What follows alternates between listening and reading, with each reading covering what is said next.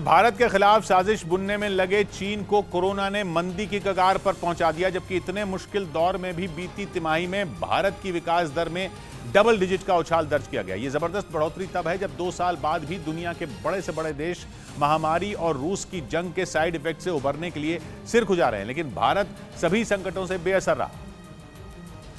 क्योंकि मोदी सरकार के बहुत सोच समझकर लिए गए फैसलों और आर्थिक नीतियों ने भारत की अर्थव्यवस्था को कोरोना की काली नजर से बचा लिया और उसके नतीजे भी सामने आ गए।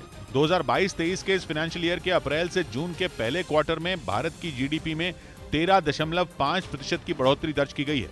एक साल में यह सबसे तेज बढ़ोतरी है।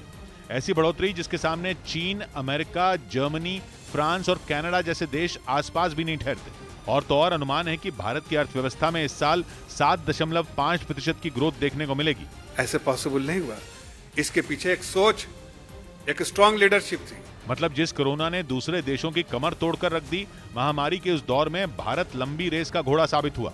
और न सिर्फ दुनिया की सबसे तेजी से बढ़ती अर्थव्यवस्था का तमगा एक बार फिर भारत के ही नाम रहा, बल्कि देश की जीडीपी ने कोरोना काल से पहले के दौर को भी पीछे छोड़ दिया। वहीं चीन का बुरा हाल हो रखा।